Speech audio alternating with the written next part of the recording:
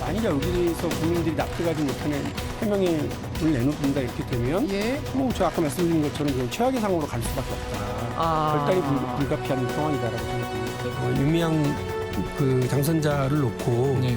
약간 이렇게 온정주의적인 태도를 보이는 게 있었어요. 네. 저는 거기에 별로 동의하지 않습니다. 여기는 내 편에 가까우니까 괜찮고 저기는 저쪽 편에 가까우니까 안 괜찮은 이런 태도를 보이면 국민들이 우리 정치를 신뢰하지 못해요. 어쨌든 정치 지도자 사회적인 역할을 하시는 분이 네. 짐작은 가겠습니다만 이렇게 극단적 선택을 하시는 것에 대해서는 충격적이기도 하고 희망스럽기도 하고 무책임한 거 아니냐 하는 생각도 들고 그렇습니다. 제가 같은 국회의원으로서 그리고 군대를 갔다 온 예. 휴가에 아주 관심이 많았던 사람으로서 국민들의 이런 의혹 자체에 대해서 죄송스럽게 생각하고 또 군대 다녀온 평범한 청년들에게도 그들이 갖는 허탈함이 어떤 건지에 대해서도 죄송스럽게 생각합니다. 네, 휴가에 관심이 많았던 사람, 여당 내 야당이라고 불리기도 하지요. 민주당의 박용진 의원 모셨습니다. 어서 오십시오. 예, 반갑습니다. 안녕하세요. 오랜만인데요. 예, 오랜만에 뵙습니다. 먼저 하도 미스터 쓴소리, 소신 발언 여러 얘기 많이 나오는데 네. 최근에는 추미애 장관 관련해 가지고 사과한다는 입장을 밝히셨잖아요. 예. 그 뒤로 문자 엄청나게 많이 받으셨다면서요. 그 사과라고 하는 게 다른 사과, 대리 사과라는 게 아니고요. 예. 국회의원 어쨌든 대한민국에서 힘 있는 사람이잖아요. 국회의원들이 이렇게 저렇게 이해 충돌이 걸린다거나 혹은 특혜 논란에 걸린다거나 이게 다 국민들한테는 참 불편한 일들이셔서 예. 저도 이런 불편을 자꾸 드리게 돼서 죄송합니다. 그리고 정부 여당 일원으로서 우리 청년들에게 사과드리고 특히나 이 군대 문제, 병역 문제와 또 교육의 문제는 우리 국민들이 볼 때는 아주 중요하게 생각하는 영리의 예. 문제니까 저희가 좀 낮은 자세를 취하도록 하겠습니다. 제가 그런 문제에 관련해서 유감스럽게 생각하고 송구하게 생각합니다라고 말씀드린 거를 마치 추 장관은 아무 잘못 없다. 예. 그런데 네가 왜 사과하냐. 그러시더라고요. 근데 저는 그냥 제가 할 도리를 했었습니다. 그동안 사실 할 도리 하는 일을 쭉 해오신 분으로들 많은 사람들이 생각하지 않습니까? 네. 그런데 이런 경우에 만약에 그런 일이 있을 때마다 이제 쉽게 일반적으로 말하면 소신 발언이라고 하는데 힘내라 박용진 이런 문자가 더 많이 옵니까? 아니면 너 도대체 여당이냐 야당이냐 누구 편이냐 이런 문자가 더 많이 옵니까? 후자가 더 많이 와요. 보다 이렇게 아마 이게 당을 지키고 대통령의 지지를 분명히 하려고 하는 분들이 더 적극적인 이런 예. 행동을 하거든요.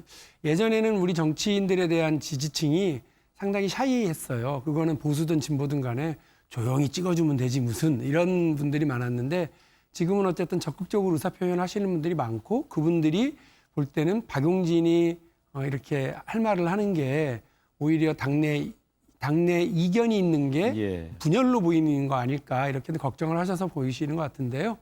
민주주의는 어쨌든 서로 다른 견해가 협의하고 논의하고 논쟁하고 비판을 서로 하면서 만들어지는 거고요. 민주주의 정당에서는 당연히 더 그렇습니다. 다만 결정난 일에 대해서는 함께 책임지고 함께 해가는 것이 맞고요.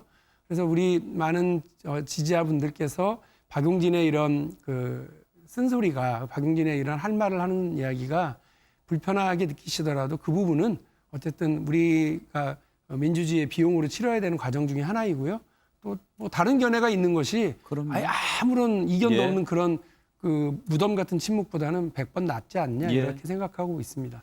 100번 지당한 말씀이라고 생각합니다. 당 내에 그런 목소리가 있어야 당이 살아있는 당이 되겠죠. 예, 저 그렇게 보고요. 예. 또 이번에 우리 당원들, 지지자들 분들 중에서 소신 있게 계속 해라. 그리고 그런 얘기 해줘서 고맙다. 이렇게 얘기하시는 분들도 문자나 댓글을 많이 달아주셔서 이번에는 예.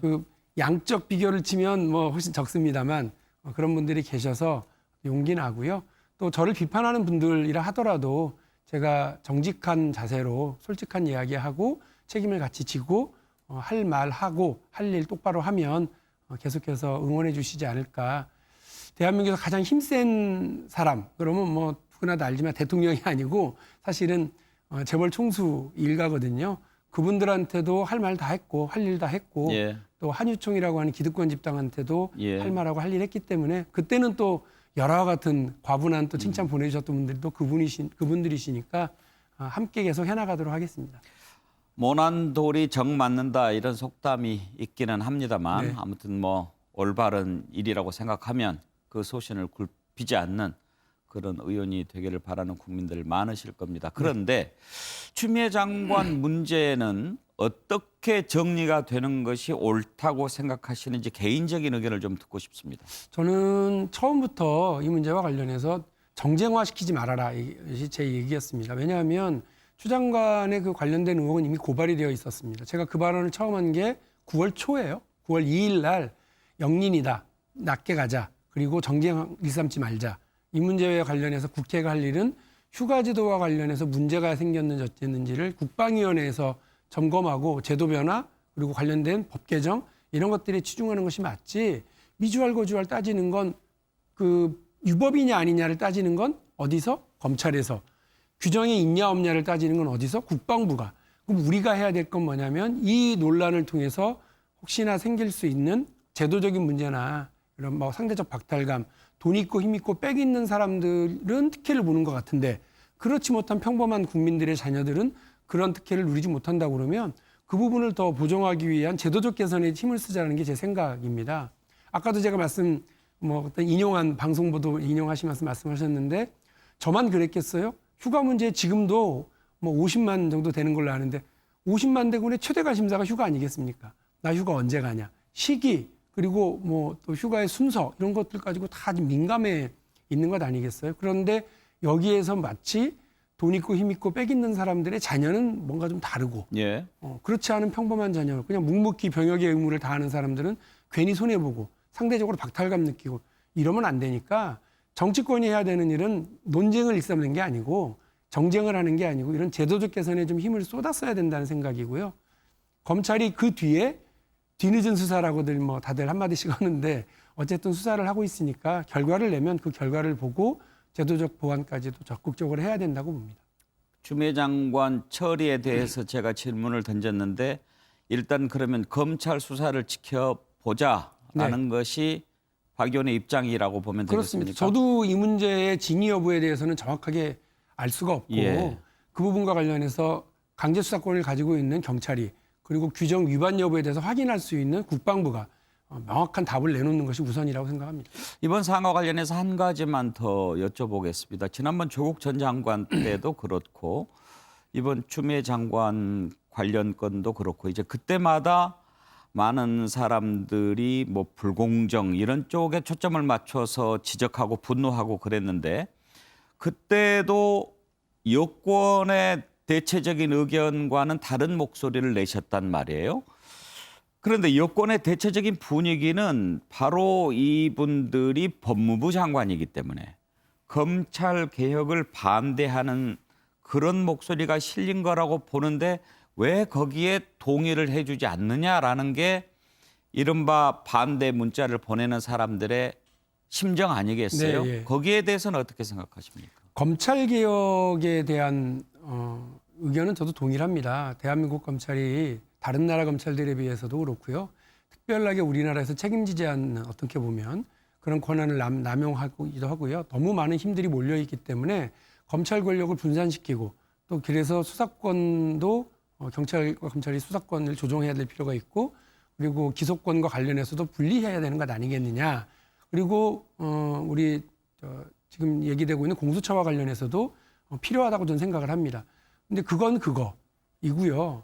제기되고 있는 여러 문제들과 관련해서 대한민국에서는 법무부 장관이 법률적인 그 사무를 보는 그런 분인가 보다 이렇게 생각하는 분들이 계신데 영어로 보면 그 로우가 아니고요.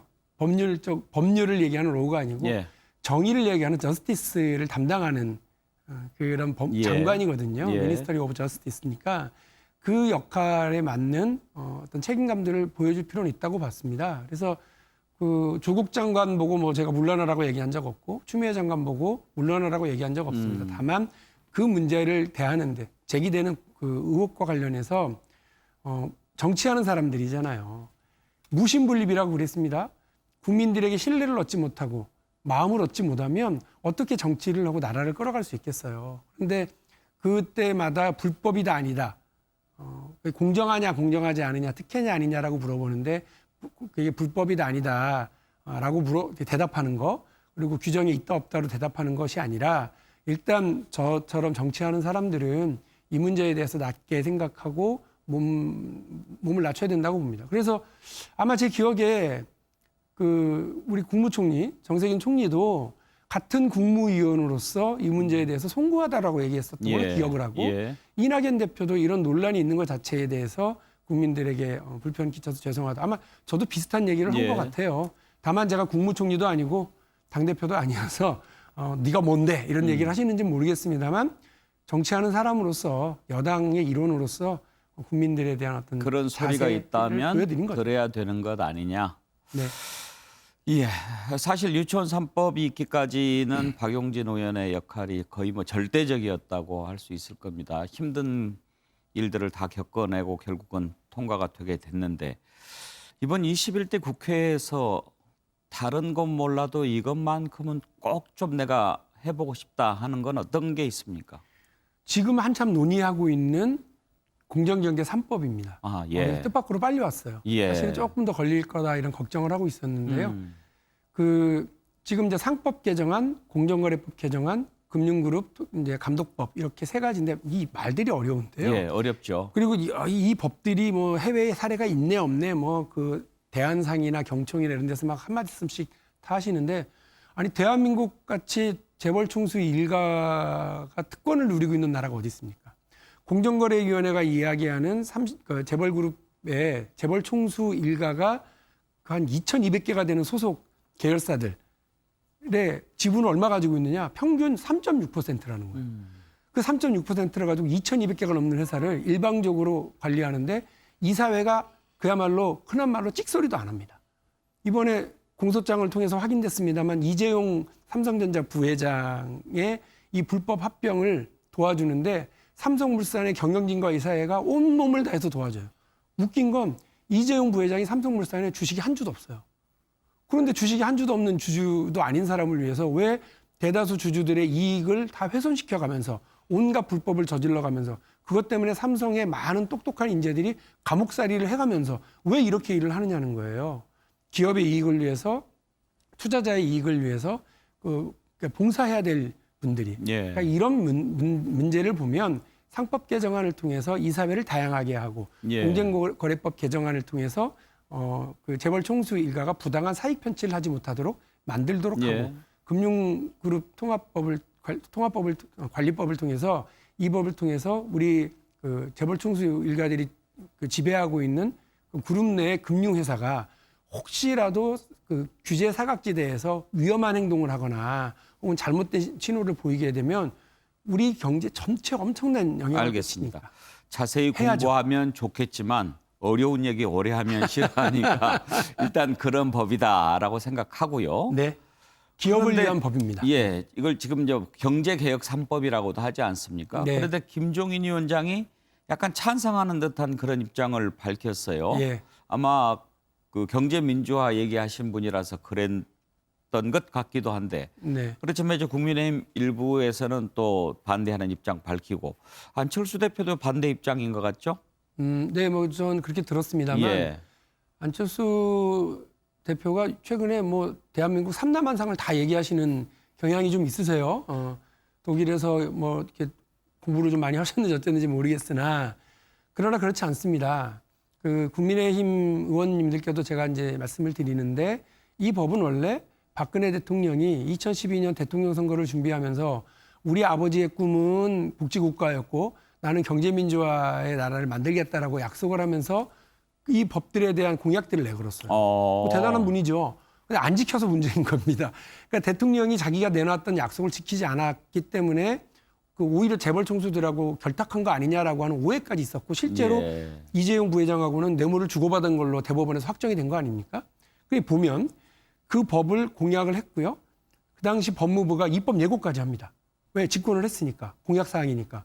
그때 법무부 장관이 누구? 황교안 대표였습니다. 이런 과정을 직접 생각을 해보면 이미 8년 전에 여야가 모두 다 이 법을 그 공약을 하고 서로 내가 더 잘할 수 있다 경쟁했고 예. 2016년에 민주당은 야당입니다만 당론 발의를 또 이번 했어요.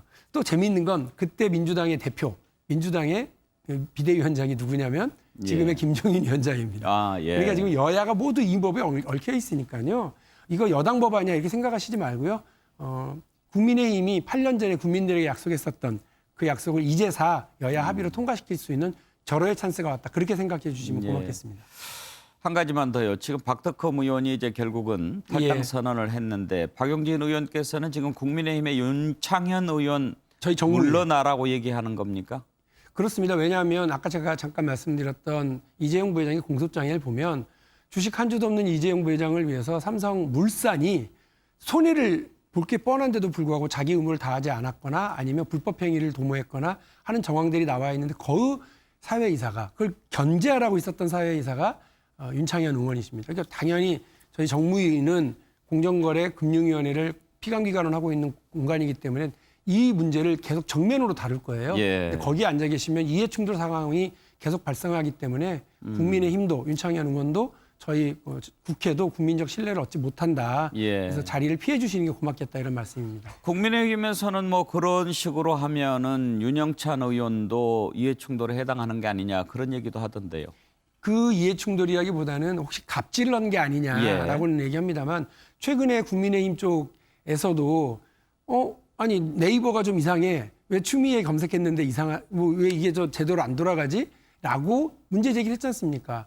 우리 국민들이 이거 공정하다고 생각하는 그래서 AI가 다 알아서 컨트롤하고 있다고 하는데 이런 네이버라든지 다음이라든지 이런 곳에서 혹여나 그 어떤 편중이 벌어지고 예. 특혜가 벌어지고 이런 것이 벌어지면 조작이 벌어지면 안 되기 때문에 예. 그런 건 오히려 해당 상임위가 들여다볼 필요는 있다고 저는 봅니다. 알겠습니다. 끝으로 우리 작가들이 꼭 좀 물어봐 달라고 네. 하는 질문인데요. 내년 서울시장 선거 출마하실 생각이 있으신지. 제가 그 질문을 최근에 진짜 많이 받고 있거든요. 예. 제 답은 그렇습니다. 만일에 제가 출마를 하게 되면 여기 뉴스 와이드에 와서 꼭 말씀드리겠습니다. 정말요? 제일 먼저 와서 말씀드리겠습니다. 출마할 생각이 있다는 말씀이네요. 출마할 뉴스와이드 생각이 자주 있으면- 나오실 거니까.